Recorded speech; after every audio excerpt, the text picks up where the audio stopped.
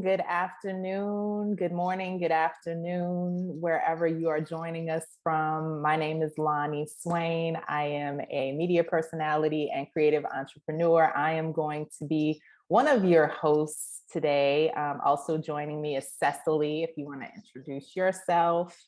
Sure. Hi, Lonnie. Hi, everybody. Welcome. I'm Cecily. I am co-hosting this CMR webinar, The Future of Communal Impact, together with you. We are so excited to have this conversation, the culminating conversation in our webinar today. So thanks for being here, everybody. We're going to give a couple minutes, Lonnie, right, to get everybody in on board.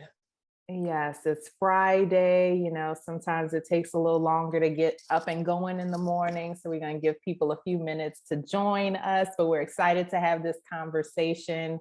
If you missed the previous webinars, this is the 5th in the series. We've been doing these webinars every Friday in April, and every Friday I learn something new. I get introduced to some amazing community leaders, and today is not going to be any different. So we're going to have a very exciting conversation. Also, if as you are listening to the conversation, you have a question, we have a Q&A chat box that you can drop your questions in, and we will be happy to get to those at a later portion of the webinar, but drop those questions in there. We'd love to hear from you. Indeed, indeed. And we welcome everybody into our space today. I, again, am Cecily from Equiticity. I work on workforce development with Equiticity since November. And my co-host today is Lonnie Swain. That's right. And I, since I've been doing these, realized how much I needed CMRs in my life, especially during the pandemic. So I'm excited to learn about all these different organizations and how to better seek them out and get physically active and all the many benefits. So we're going to talk more about that today. I think we've got a good bit of people in, so we can get started. Also, just to let you know that we have American Sign Language interpretation being provided today by Renaissance One Group. So make sure that your webinar view is set to gallery view if you do need sign language interpretation. Today's conversation, we're going to be hearing from community leaders and organizers who will share their goals and desires for the transformation and development of CMRs, community mobility rituals. This includes describing the diversity of ritual experiences that exist and how to evolve them, how to expand our impact on a national and global scale, and defining how communal experiences can positively impact the lives of those in Black and Brown neighborhoods. So of course, if you want to know more about what a CMR is, Cecily is going to tell you more about that. Okay, yeah, so CMRs are community mobility rituals. They have characteristics in common, and there are organizations that do it differently. However, there's some hallmarks to their commonality. CMRs are what brought me to the Equiticity family. They are a powerful medicine. They feature socialization amongst everybody. We reclaim our streets and disrupt the status quo. We do ritual call and responses that bring us together and formalize and codify what we're doing. We have a rhythmic schedule and structure to them so people know what to expect. And I may have forgotten a couple of the details there, but that's okay. I think you guys probably know about the general commonalities, and we are just so excited to hear about these leaders and their role and what they see as the future of this communal impact that CMRs can promise to bring our communities. So without any further ado, we're gonna share an opening video, which Mr. Obayi Reed, CEO, President of Equiticity, is going to play for us now to open us off. Dr. Music. Okay, so Absolutely awesome. You ain't gonna like me.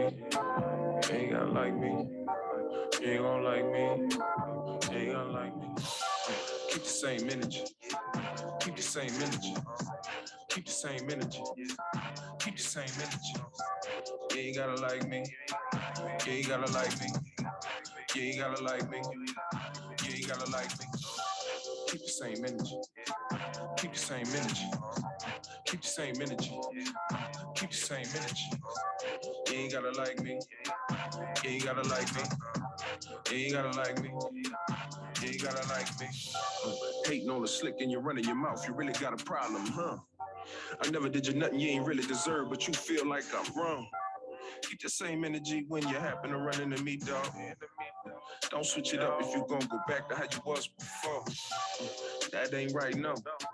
You're really trying your luck. Act one way now. Act different when I walk up. I can feel your energy. No doubt, don't say nothing. Wanna be my enemy. I can tell when we dap up. Gotta be myself and do my own thing. Sometimes I don't explain cause you won't understand. You still gonna say what you say and think what you think. I ain't mad, just don't forget this one thing. Keep the same energy. Keep the same energy. Keep the same energy. Keep the same energy. You ain't gotta like me. You ain't gotta like me. You ain't gotta like me. You ain't gotta like me. Keep the same energy. Keep the same energy. Keep the same energy. Keep the same energy. You ain't gotta like me. You ain't gotta like me. You ain't gotta like me. You ain't gotta like me.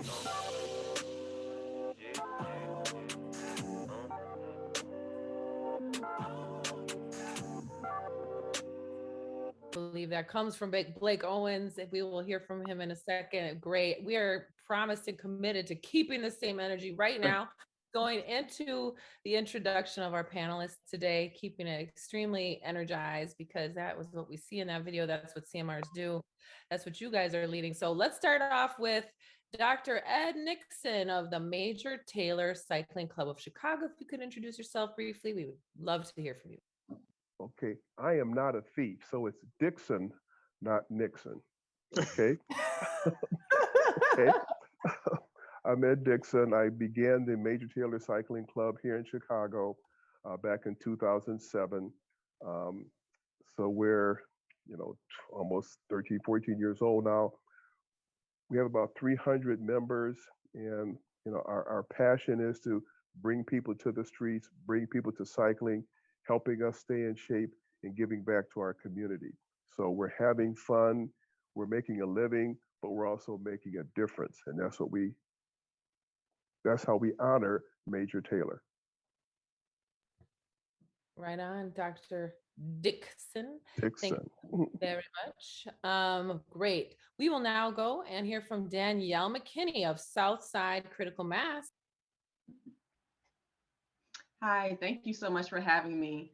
My name is Danielle McKinnie, and as mentioned, I'm with Southside Critical Mass, which is basically a biking movement. So I'm one of the volunteers, and my superpower is finding cool events and points of interest in the community and spreading the word about rides. So we always have a great time on our rides. And the way that I got into doing this work was in 2014. Obayi, OG Murchison, and I, and a few others who I met through a lot of social biking groups in Chicago. We were just on Facebook Messenger. And we noticed that a lot of the rides go to the north side and travel in that direction. They typically go north, and we said, we need to showcase the beauty of the South Side. There's so much we hear on the news and in the media, and we want to combat that. So by exposing people to those things, it really opened their eyes to the opportunities and the fun that's available in those areas. So September 19th, 2014, Southside Critical Mass had its first ride. So. Ooh, awesome. Thanks so much. We'll hear from you again really soon. We're going to move to my sister, Chaz Morales Williams from Equiticity. Hey everyone, my name is Chaz Morales Williams. I'm working as a project manager for Equiticity's Nature of Magic and Magic of Music ride series and our healing spaces. I'm an Afro-Indigenous American woman. I'm a mom, a multidisciplinary artist, a wellness arts educator, practitioner, program developer. I'm a restorative justice circle keeper, director of healing spaces, and a student of traditional Chinese medicine, yoga teacher training, and psychedelic assisted therapies. Yeah, Chaz, fantastic. And last but not least, we'll hear from Mr. Blake Owens from Get Up and Ride and Bike Rate. Hey y'all, I'm Blake. I co-own and co-found Get Up and Ride. We're a social ride group that happens every Tuesday down here in New Orleans. We also are touring and rental company in the French Quarters, but we got up most of our popularity from our Tuesday ride that we do, which is like 2, 3, 4, 500, just depends on the season. Amount of people that come out. We ride, we try to go to different businesses, trying to go to Black vendors and stuff and just kind of highlight what they have going on. Also, I work at a youth empowerment project where I'm a bike mechanic and I manage the shop. It's a nonprofit where we teach kids how to just work in general, but also become mechanics if they choose to. And I also make music, as y'all heard earlier. So I'm always trying to tie everything together. Love it, love it, love it. And so now you see why we're so excited to have this conversation. So many dynamic panelists that we have joining us today. And so now let's get right into the conversation, starting off with Danielle. This first question is going to be directed to you. What are the desired outcomes when you're hosting CMRs? So the desired outcomes would be, we want to increase the health of the people in those communities we ride through by showing them that their childhood pastime of biking is exercise disguised as fun. It's good for your physical and your mental health. And I've gotten a lot of people to join the ride who had never ridden a distance of more than 3 miles on a bike, and now they're doing 20 with us. But the secret is, and you all can use this, is to ask people if they can pedal for an hour, not if they can bike 20 miles, because everyone's going to be a big no on that. Mm-hmm. So we kind of get them in and they get hooked. So it's a very social ride. It's a touring ride. We educate people on the beauty and the art and the history of the areas we ride in. We go to cultural places. We support businesses in the area, restaurants, stores. And this ride showcases something other than the gun violence in Chicago. We ride through a lot of areas that people have seen and heard on the news. And when you see the smiles and waves that we ride through and say, Happy Friday to people, it reinforces the fact that people are people. This is a diverse group of riders. And because it's a social, moderately paced ride, it gives the people of different backgrounds to talk and to share experiences. And that allows them to feel more comfortable with each other and get rid of some of those biases and microaggressions. And most of all, it's a fun ride. Thank you. Oh, the power of joy is so crucial in our movement. Okay, let's go to Mr. Blake.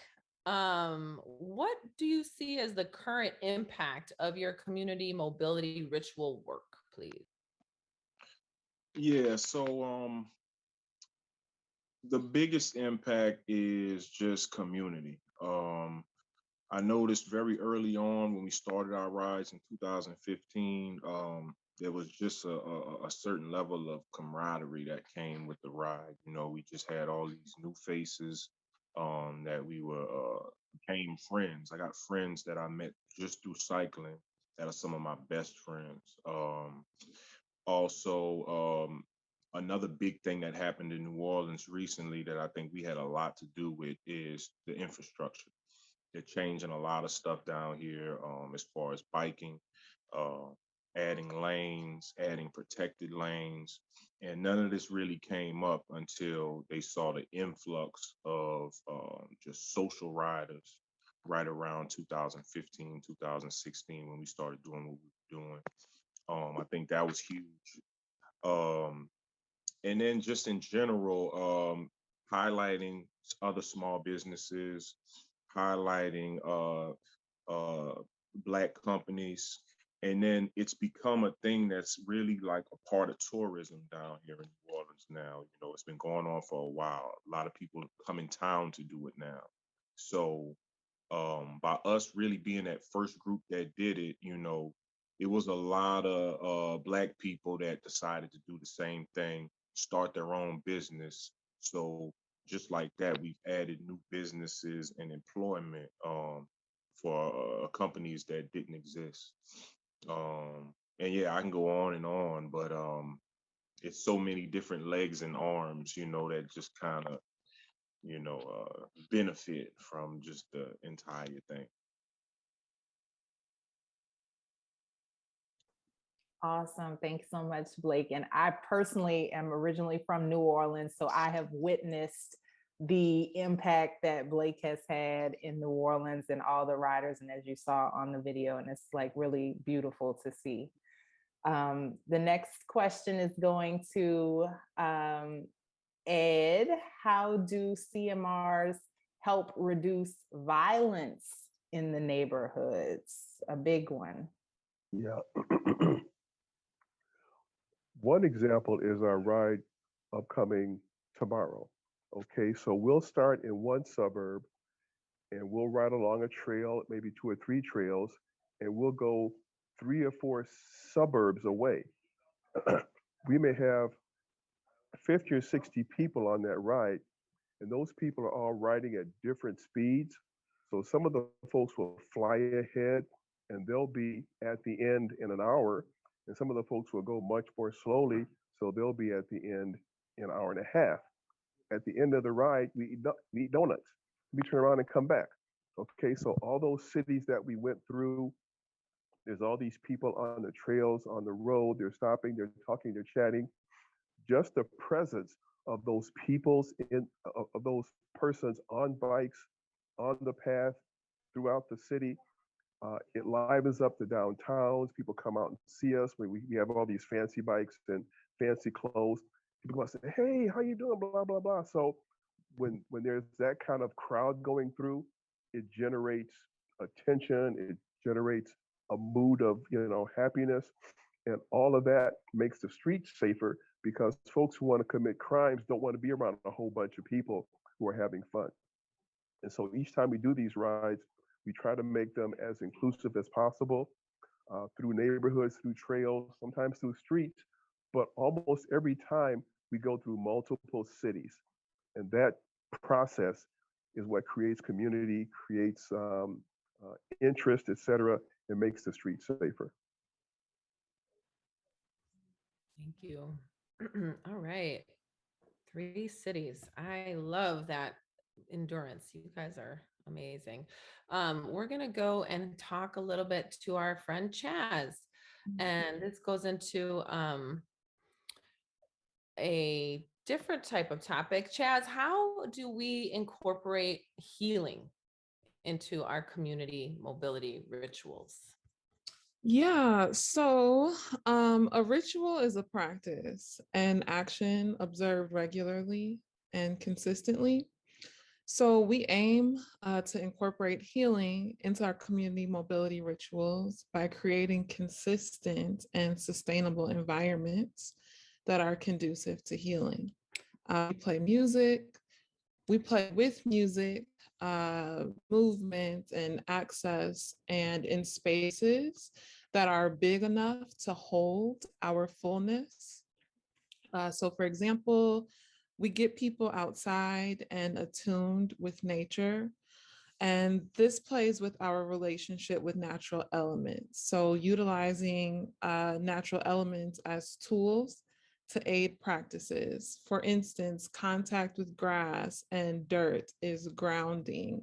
With the earth, when you have contact with the earth, this naturally produces changes in physiological measures like decreasing pain and muscle tension.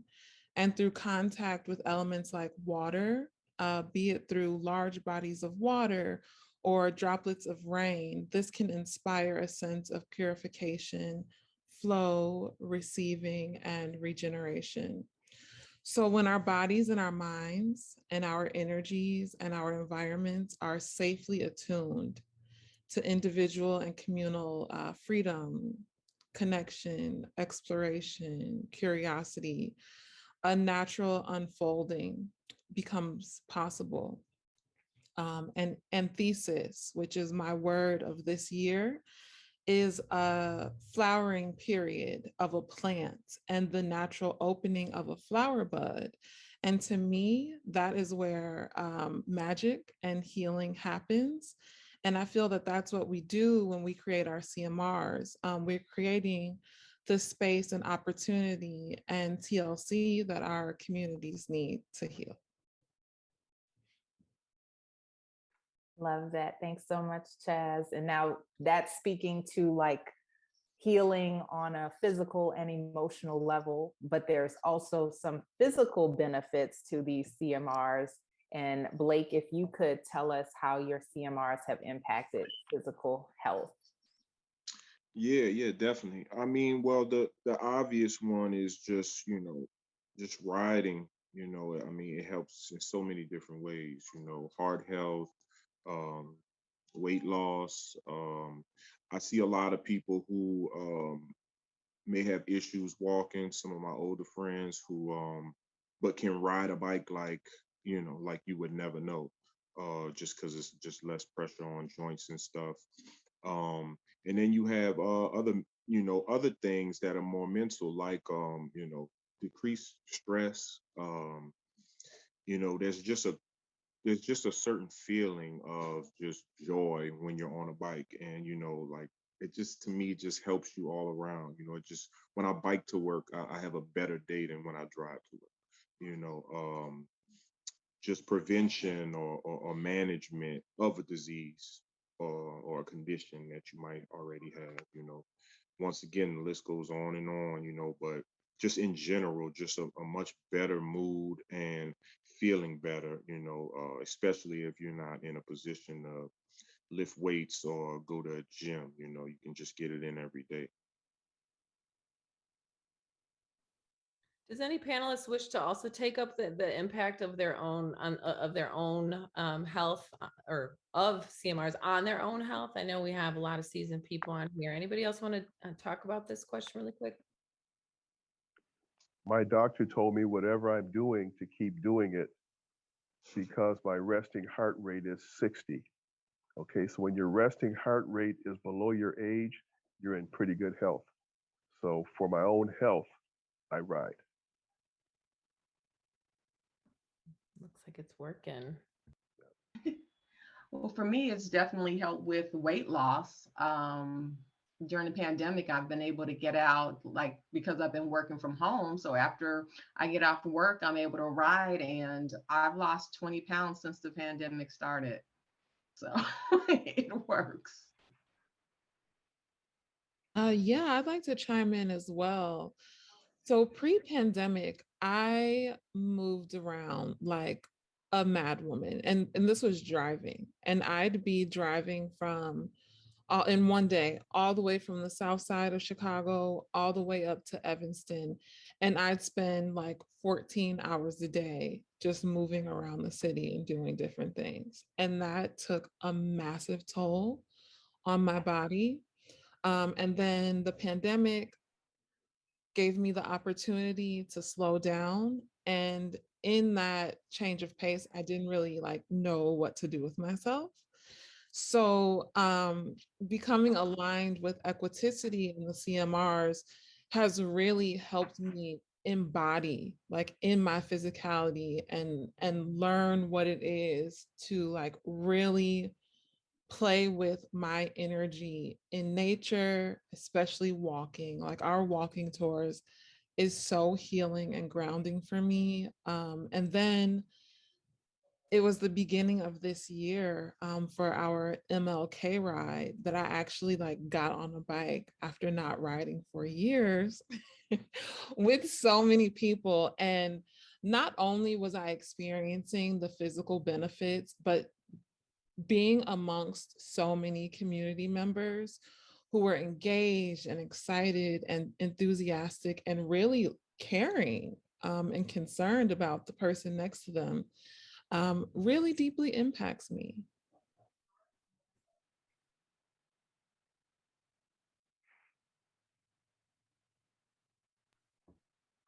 Thanks a lot. All right. Well, we have to Danielle this question. How, Danielle, do you plan for CMRs to have economic development impact? Sort of a different, totally different question here about the impact on the communities. Yeah, the in economic impact from the CMRs. What do you think?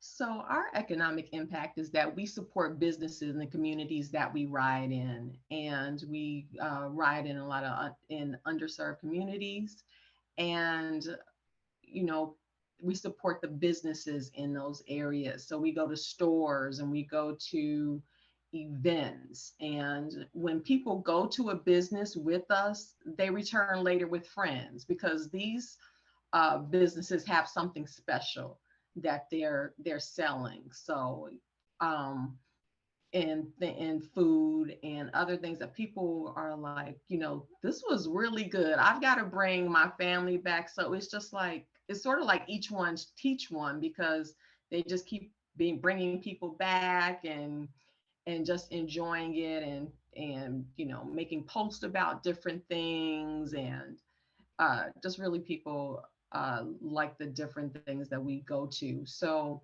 like on our Wear Orange ride, we don't just show love to Idea Pendleton's parents on the Wear Orange ride, which is always the first Friday of June, as well as for my nephew, Jordan Davis. We support Nate's restaurant. So he has a restaurant called A New Look, and we go to the restaurant and we have some food and we, share some love with the family, as well as go to Idea Pendleton Park. So supporting those businesses where we ride, that's the benefit. And just to show our presence.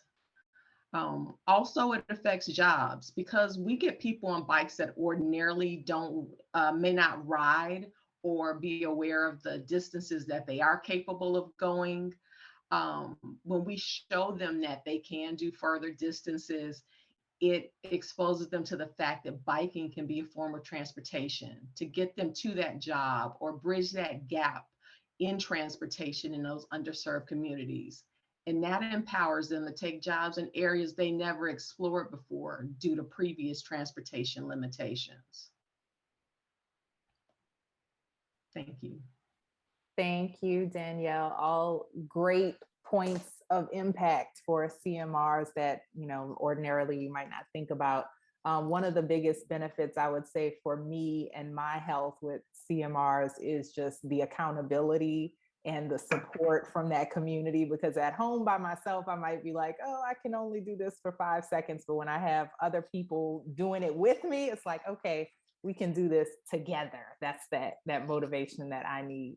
Yeah, you're not thinking about distance when you got people talking to you and you're just exactly relaxed, having a good time. Yes. The time goes by like that, and the distance. Exactly. It's a good distraction from the work of it. Exactly. So now, how do we create CMRs that are more intensely helping to heal specifically the Black and the Brown communities? Chaz, if you could answer that one. Yeah, thank you. So we get to know the needs of our Black and Brown communities intimately. We create access, we co-create, we interweave, we prioritize connection, and we center freedom. And we curate spaces that are set to hold high vibrational resonances wherein we share tangible healing through our sensory experiences. We intentionally integrate mindfulness practices like meditation and moments for stillness, reflection, engagement, interaction. And we create sustainable, cross-cultural, community-driven practices of liberation and deep healing. And for me, it's very important to create community mobility rituals that center our reverence for ourselves and our community and our connection to our earth and our universe.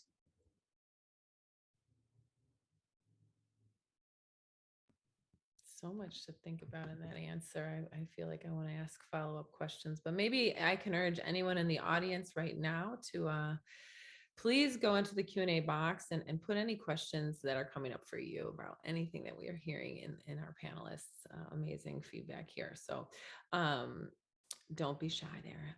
We would like to also follow up here with Ed.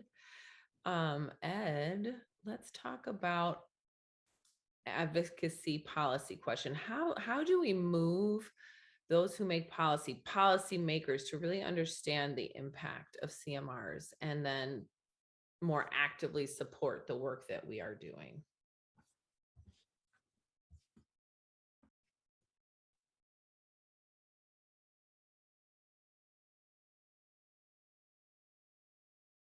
Hello, Mr. Ed Dixon with a D. I wonder if he has stepped away for a moment, and I am kind of curious if anybody else has ideas on our panel about this question. And if not, we can, we do see something in the chat for us, but anybody else on the panel curious if you may want to take a pass at just thinking about how are we going to really move policymakers, those sitting at these tables, setting our policy for Black and Brown communities, for us, a lot of times without us, and get them to really understand how to more actively support this very crucial work. What thoughts? I'm back. Oh, hey. Hello. I'm on a tablet and I touched the wrong button when I was touching my mute, and then I had to get, oh, it's a long story. Okay, what was the question again? It was about the policymakers and like how do we yeah, right, okay. Actively support our CMR work. Okay, policymakers are often elected officials, and one of the ways to get elected officials' attention is to get voters out. And when voters are out, elected officials will come in swarms. Okay, so we put events on where we give elected officials commendations and recognition for their work in our community and how they're helping build a community, et cetera. And so we give them 5 minutes on the stage, they will come. Okay, so we have rides that go through several different aldermanic districts during the ride, and then we point to those aldermanic districts as, you know, places for improvement, how their aldermen are helping build the community, et cetera. They then come out and they get on the stage. Once you have their attention from a political standpoint, then you can start asking them for support, for cooperation, for license, for police protection, all those things you need to sponsor these things through the community. And when you get to the aldermanic level, then the mayor starts to pay attention. Okay, so those are the policymakers. And then you get the eyeballs of the businesses, and they want to support you. You start getting sponsors, and they want to support you. So we're looking for as many allies in the community as possible who want to see the positive benefits of all these people in the community with eyeballs on them, on their elections and on their businesses, et cetera. That's how we build the attention. Thanks so much, Ed. And as you're listening to the conversation, you can hear how much thought and intention and work goes into putting on these CMRs. So it's very clear that everyone here is passionate about what they do. And so there has to be like a deeper, passion and meaning to each of us individually to participate in this work. So Chaz, how are CMRs meaningful to you? CMRs are meaningful to me. Number one, as a participant, they are life-changing and life-affirming, and really help me establish relationship in community, and hold myself accountable to, number one, showing up, and then two, participating. And then as a curator of these spaces, prior to joining Equiticity, I didn't know the term community mobility ritual, but that is something that I was already doing and preparing myself to do. I practice community ritual, in which I host meditation circles and healing circles, and would take pilgrimages with some folks, going out to Colorado and having healing retreats, or going out to Arizona and having community hikes. So I was already doing this work. And then I connected with OBIE and learned the term community mobility ritual. And like the light bulb went off. So I say all that to say that this work is meaningful because this work is necessary, and we're already doing it. And to do it in this capacity means that, to me, it's more structured, it's safer, it's offering a designated space for people to come out and share these experiences with each other. Yeah, and just all of the work and all of the effort, energy, and intention that goes into this means that, I mean, it's already having an impact. So its impact is just going to keep growing and keep rolling. And I'm really excited to see like how all of this begins to flourish, and how all of our work moves as more people pick this up, and like younger generations start to pick this up and do this work, and then invite us in to take part in what they're doing. Yeah. I bet it has a big impact. I know I've been blessed with you to ride together with our children. It just makes you have just such a different feeling about what the movement is and what it's going to be, and it's so empowering when that can happen. Another reminder, just if anyone has curiosities, place your questions in the Q&A.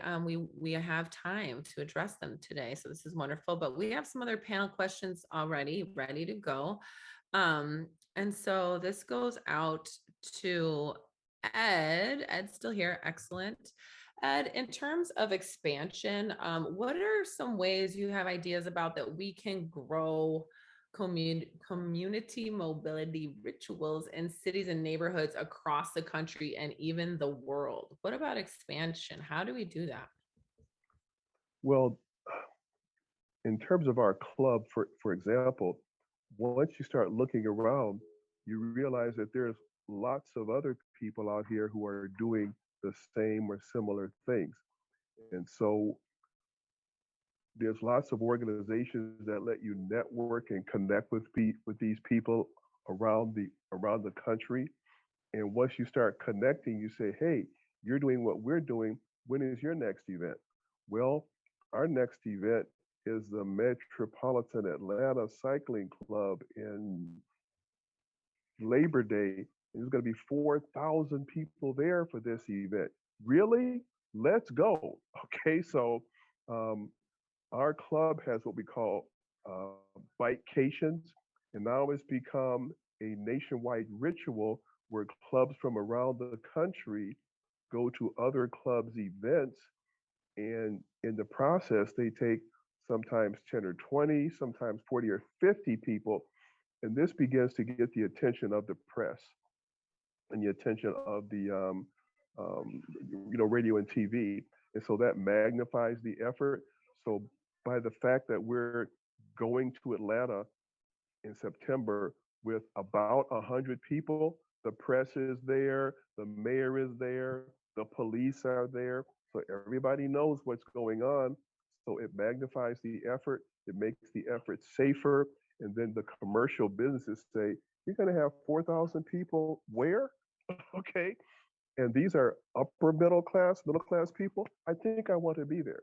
Okay. So that kind of attention expands the effort, and it also helps to fund the effort and grow the effort.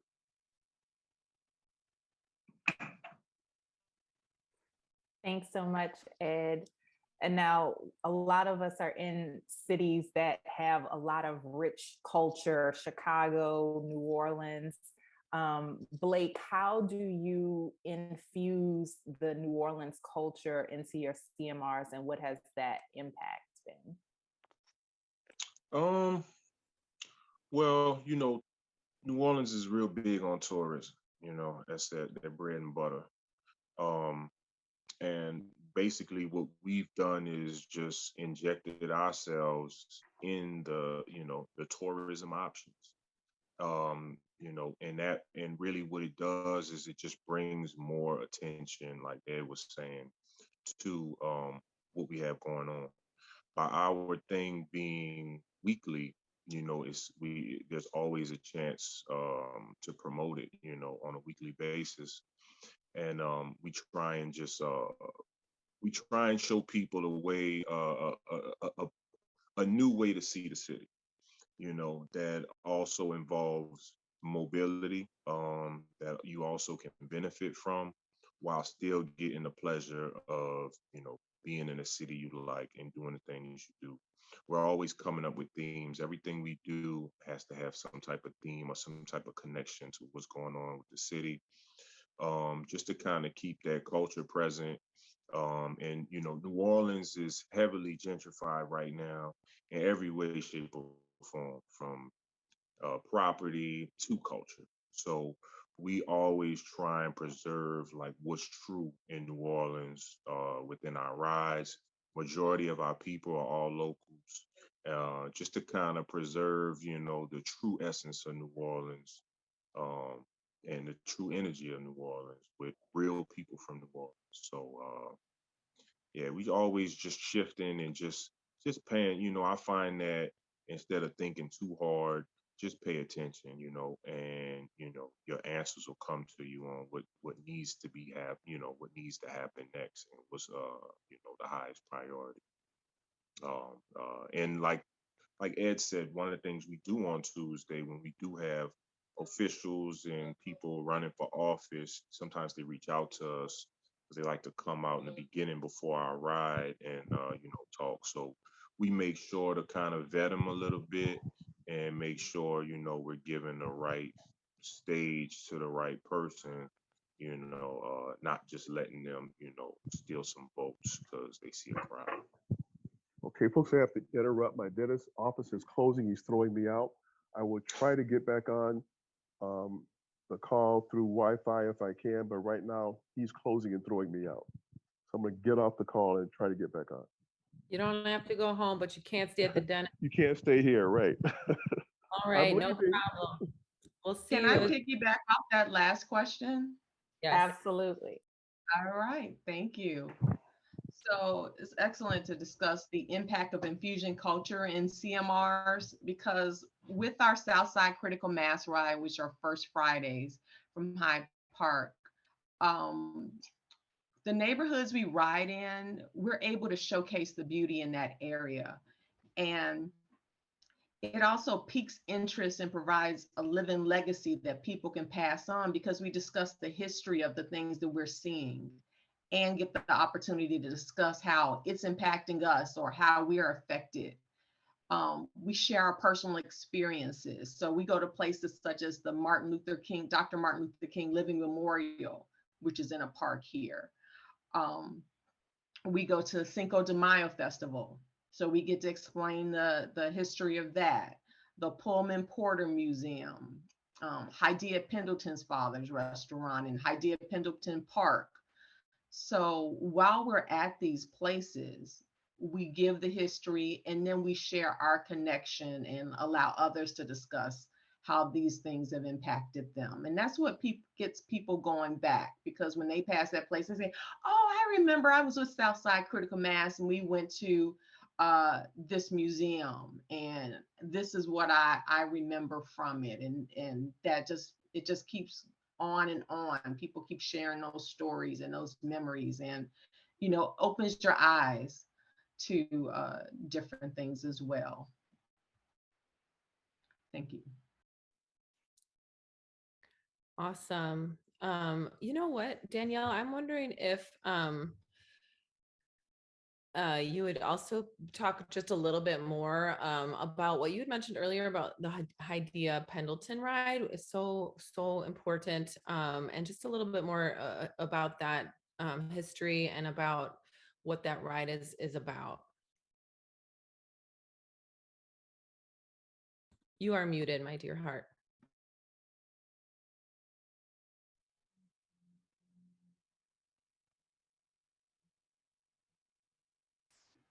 Thank you.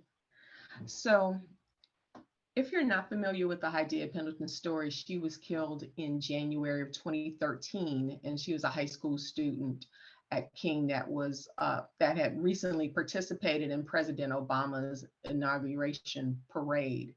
And shortly after, she was killed at a park in Chicago. My nephew is Jordan Davis, who was killed in Jacksonville over loud music in 2012. So because of that, our families are tied through that tragedy. My sister is U.S. Congresswoman Lucy McBath, who turned her pain into purpose. So with me being with Southside Critical Mass, I felt the need to honor victims of gun violence across the country. And we selected the Wear Orange Day, which is a national movement, first Friday in January, to always do a ride and to share love to the Pendleton family, my family, as well as other families that are victims of gun violence. So what we do is our ride leaves from 55th and Kembark, and which is in the Hyde Park area. So we ride to the place where unfortunately Hydea was killed. We then go to her park. We often meet her mother there, who will say a few words and show us some of the beautiful artwork and things that are in the park. It is a beautiful park, it's touching to see that a lot of kids can safely go there and have fun and enjoy themselves after something so tragic happened. This is a separate park that was named in her honor. And we say a prayer and we share stories. We get in a circle and I say, who has been affected by gun violence in this circle? And basically everyone has. Either someone or you've been affected yourself. So we say a prayer there, and then we move on to the restaurant where we enjoy some food and dancing and lots of hugs and love for the family and to support that business. And it's just a very important time to reflect, and especially with what's going on in Chicago. So, and it's such a diverse group, so they get exposed, we all get exposed to just different things and just enjoying each other's time and reflecting. Awesome. Thanks so much, Danielle. Thank you. We do have some audience questions. One question that I'm pulling from the chat that I think is a good one that any of our panelists can answer if you feel called to. Can you name ways that you've engaged youth specifically, or how your CMRs have maybe targeted youth?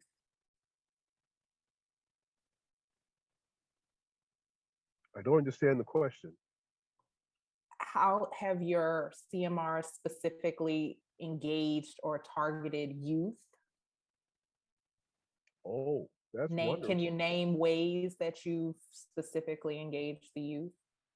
Yes, one of the not-for-profits that we support is Blackstone Bicycle Shop, and that's like our other panelists. They specifically recruit and train kids to, repair bikes, to learn learn small businesses, etc. So we sponsor them. We give them donations each year. We sponsor some of their kids who want to go racing, and we go there and volunteer. Some of us give our own donations each month. So by finding other groups in the community that are working with the youth, and we also give helmets into the community. So these are ways where we can give back to the community, focused around bikes, but the longer term goal is, economic redevelopment, learning ethics, learning social mobility, learning work ethic. All these things are part of the goal. The bicycle is just a tool, okay? And the club is just a vehicle. The real purpose is to give back to the community. Awesome. Thanks so much, Ed. I'd like to chime in. Okay, of course. Cool, thank you.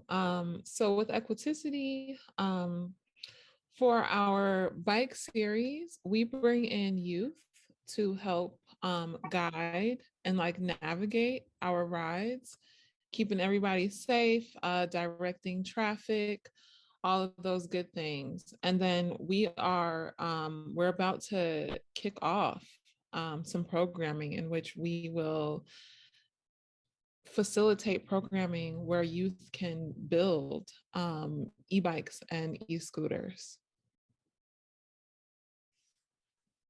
Awesome. Thank Hey, you. woo! Can I chime in on that one? You most certainly can. Please do. Thank you. Our ride is a family-friendly ride, and a lot of parents do bring their kids out with them. So that is one of the ways that we engage, because they see us riding by and everyone's waving and happy, and it's a pace that kids are able to do. So we do have a lot of kids that join us. Some of them just see us riding past. We're like, hey, come ride with us. And they just hop on and start following us. So just by making it a fun, family-friendly ride and safe. Love it. I got something too. Okay, go for it. Yeah, man, them kids, man. So as I mentioned earlier, where I'm at now is youth empowerment project. And one thing we do is we have kids in the program and teach them how to be mechanics if they want to take it that far, but mostly just certain skills that come with working a job, and just getting them comfortable. For a lot of them, this is their first job. We pay them. And for the ones who really enjoy it and take a liking to it, then we'll hire them as mechanics here. And just watching it, a lot of the students we deal with come from a lot of different situations. And we're also, which is the bigger picture, become like this safe space that they could come to. They know they can come in here regardless if they're on the clock or not. Watching them as they come in and kind of real timid to do certain things, and watching them by the time they leave, you see them get a whole lot of confidence in doing what they do. And then right now, bikes are really popular among youth. A lot of them mostly with, popping wheelies and SC bikes and stuff. But the important part is seeing what's going on and using that hook, you know what I mean, to pull them in. And then then you got their ear because it's something that they can relate to, something that you can do with them. And idle time is the devil's playground, you know what I mean? And just giving them something to do. I've seen them fall in love with just biking, riding with their friends, and it's just it's just real. Bikes are just so positive in so many ways. May I say something? I am sitting in my car on a conference call. A guy walks by and says, "Oh, you're with Major Taylor." Yeah, I know you're on a conference call. So our being active has made us known in the community, and now people stop us and ask us what we're doing this weekend or next month or whatever, just because I have on my hat and my shirt. He stopped and asked me what we're doing this weekend. It's crazy fun. Thank you. There's a couple more we're gonna go with here before we give our panelists time to plug their events. This one is coming to Chaz, and it is about the space that you hold. And it's asking, when you create and hold healing spaces, how is the space different when you're working specifically with Black and Brown folks versus with a broader audience? Or is it kind of like the same container, just different energy? Asks an audience member. That's a really good question.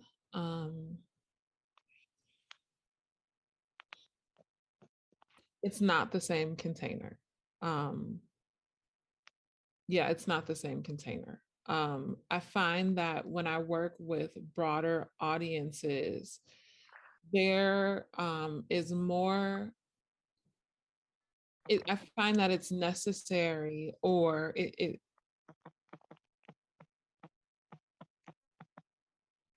more space is utilized in creating an atmosphere of freedom and liberation to work within. Whereas when I'm working with audiences of Black and Brown people,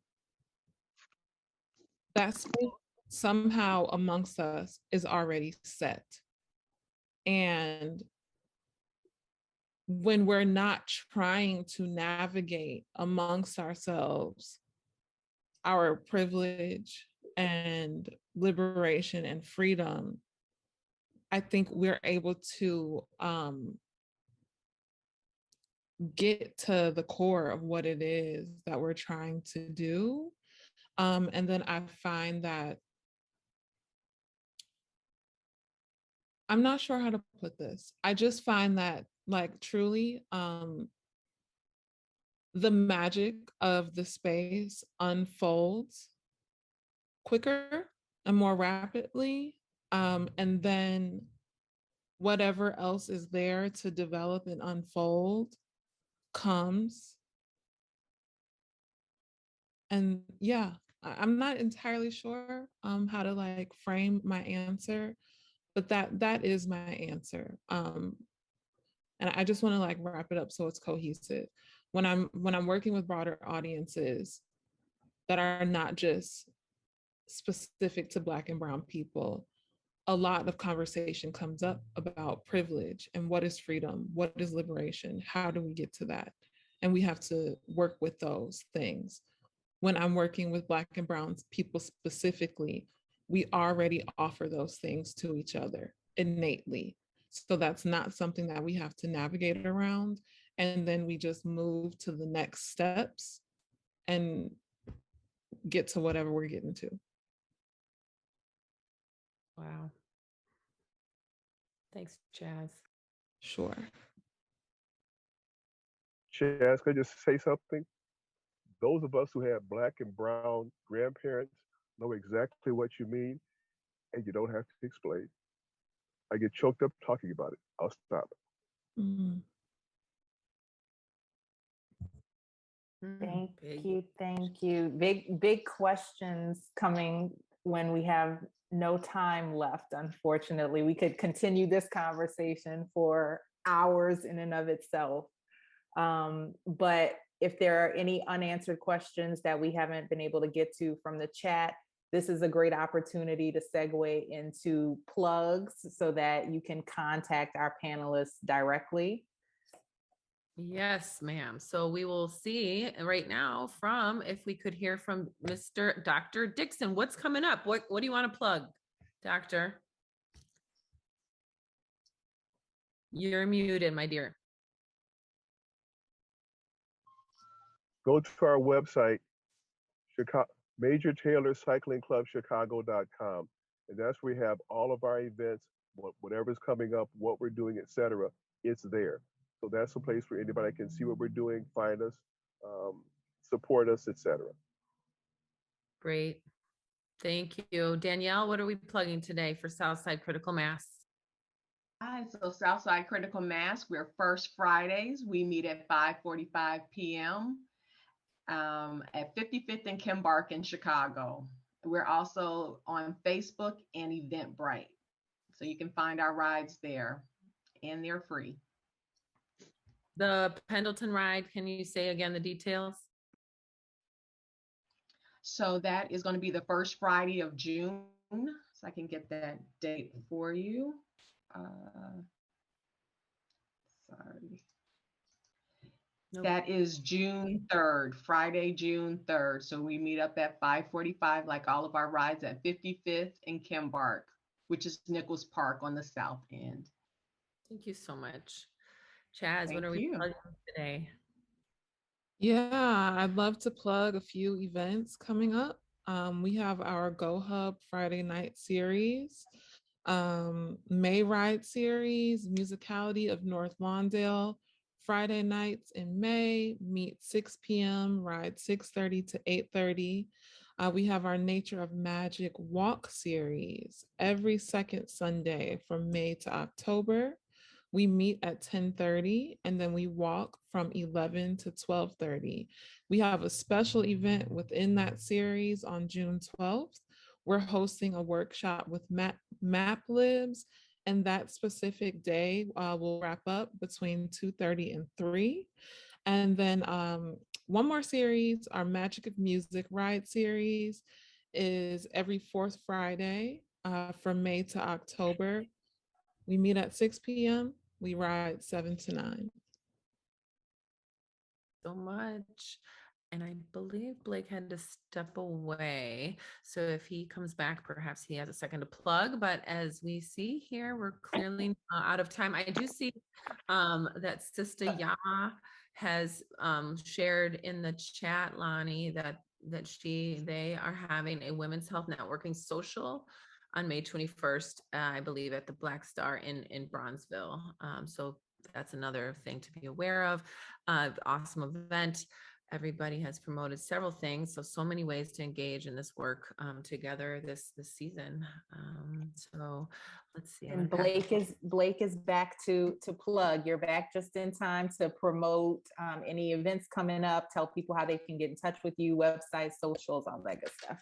Definitely. So Get Up and Ride, getupandride.com. That's get up, just the letter N, ride.com. That says some information, apparel and everything. Our social media is Get Up and Ride _NOLA. That's probably where you'll get the most updated information. We're always posting different events, we're always doing something every weekend. Youth Empowerment Project.org is where I'm at now. That's the organization from work with kids on, it's a nonprofit. And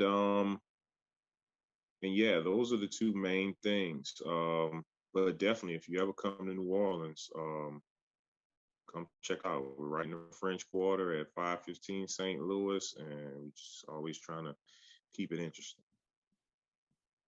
Love you for it. We do want to say thank you so much to Lonnie, to all of our panelists, to all of our participants. Many of you have been to multiple webinars, I believe. We say thank you to President and CEO Olatunji Obai Reed, our leader of Equiticity, for arranging this, along with Christian, who is creative director at Equiticity. Thank you so much for your work doing this, this powerful series. And I don't know if Lonnie, you want to say any closing words as well? Thank you all for having me. I've learned a lot. This has been wonderful. Also to plug Equiticity, equiticity.org to find out more about what they have going on. Also, they have a few upcoming events, the Go Hub Friday Night Ride Series, May Ride Series, Musicality of North Lawndale, Friday nights in May, meetup at 6 p.m. The ride is at 6:30 p.m. to 8:30. They have a Nature of Magic Walk series that's going to be second Sundays from May to October, meeting up at 10:30 a.m., walking at 11 to 12:30 p.m. And then Magic of Music Ride series, fourth Fridays from May to October, meet up at 6, ride at 6:30 to 8:30. So lots of great things coming up from Equiticity, so you can join them. Since I know everyone is sad that the webinar series is over and you're not going to get to meet up with us every Friday, you have options. You can do that. So it's been a pleasure. Thank you all. Have a wonderful and safe weekend. If you can hang around, I think there is another maybe closing video if you wish to stay on. There's a survey in the chat as well for everybody to please do. We do take feedback to tailor these to meet needs for sure. So please go ahead and complete that, and we will close out with a video that is coming from Chicago called "Dozen of Cyclists Honor Hydea Pendleton on Gun Violence Awareness Day." So thank you so much, everybody. And we will stick around for the video. Have a great one. Thank you. Thanks, everyone. Wear Orange movement was started in honor of Hydea Pendleton, the teenage victim of a notorious 2013 killing. CBS 2's Jermont Terry heard from Hydea's mom tonight.